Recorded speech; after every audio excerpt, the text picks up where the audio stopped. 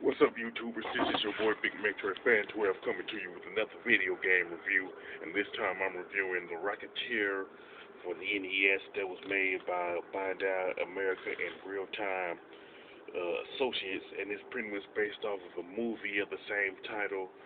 Um, Rocketeer starring Bruce Campbell and also has Timothy Dalton in it too.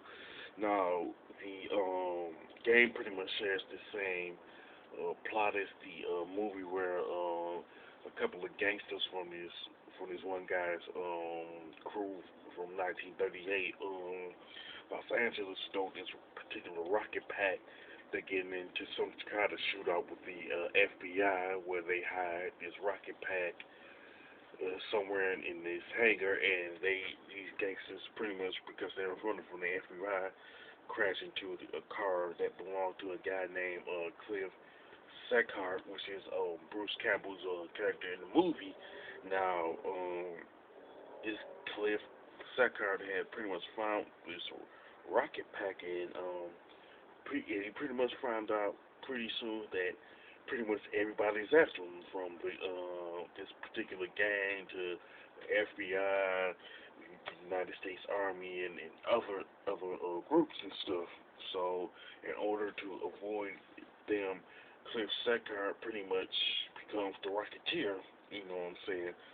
So the game is pretty much has six stages in it where you got to where you're in, like I said, 1938 Los Angeles, where you gotta avoid everybody that I mentioned earlier, as far as like the Army, the FBI, and all that.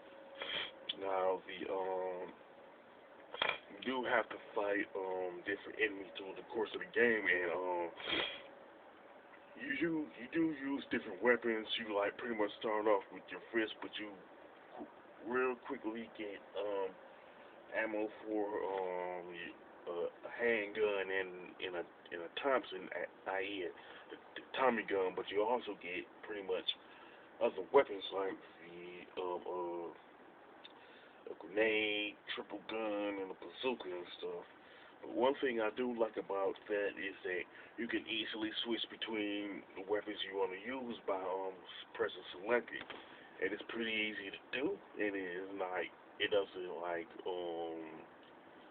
it don't take a real long time for you to switch to them.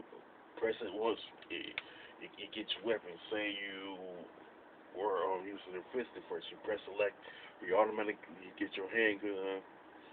Press it again, you get the Tommy gun and all that. You know what I'm saying? Now, for some reason, not all of the stages have a boss battle in it. Only stages 1, 3, 5, and 6 have pretty much boss battles. The second and fourth stage don't have a boss at all. I don't know why the programmers programmed it like that, but all the stages should have had a boss battle in it. You know what I'm saying? Pretty much like say uh, Double Drag, Double Dragon 2, or say Contra, something like that. You know what I'm saying? So the regular enemies in the game consist of like gunners, quick enemies, jetpack runners, bombers, remote control tanks, sentry guns, stationary rocket launchers, jetpack bombers, and bats.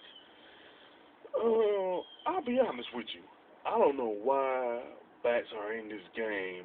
You know what I'm saying? So, cause the main reason I'm saying that, even though I haven't watched the movie since it came out, but I seriously thought that the Rocketeer had any problems out of bats. You know what I'm saying? While he was like running from like the FBI or the Army or whatnot. You know what I'm saying? So what was really the point of the programmers putting bats in the game as enemies? You know, so that was a pretty much a real head scratcher right there. You know what I'm saying? Now, this game is one of those games where you only have one life, to pretty much complete, to pretty much to make an attempt to beat the game, but fortunately it's not as hard as Festus Quest. You know what I'm saying? Good thing about that, but it is on the challenging side though. You know what I'm saying? And another good thing is that, like, if you happen to die, you start at the last stage that you died in, and say if you, whether it's the second stage or the sixth stage, you start back at one of them if you happen to die there. Now the graphics and level designs are okay, with kind of decent color palettes and sprites, but to be truthful, the graphics and designs did not age well. You know what I'm saying? Looking back on it, so they could have put more time and effort into that. And the jumping to me is kind of stiff when it comes to the about the controls and gameplay, and you do have to be kind of accurate with your jumps because you will fall down in some of the spots. It's like you take a long fall. You know what I'm saying? And for some reason, this game reminds me of Ninja Gaiden because the enemies pretty much respawn. You know what I'm saying? So I don't know why they did it like that. Why does the enemy have to respawn? It's that one's a head scratcher too. You know.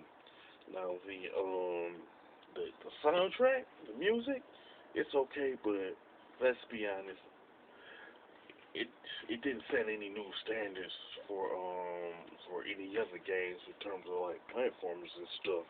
No, um, like I said, the programmers decided to have the hero have one life instead of three.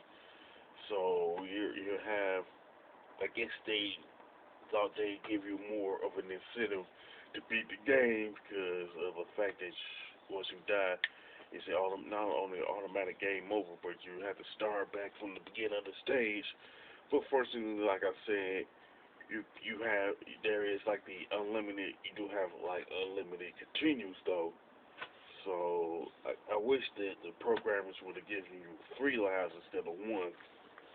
Now, the Rocketeer is one of those games that could have been good, could have been great, you know what I'm saying? But it could have been a very good video game tie-in to the movie, but it just ended up being a mediocre tie-in to the movie. Now, as far as the score, I definitely give it an 6 out of 10. They did some things right, but just the flaws I just can't ignore. You know. Now, with that being said, if you play the Rocketeer for the NES, you can mention it in the comment section. If you like my review of the Rocketeer, don't hesitate to click the thumbs up button, and don't forget to subscribe. This is your boy, Big Metro Fan 12, signing off.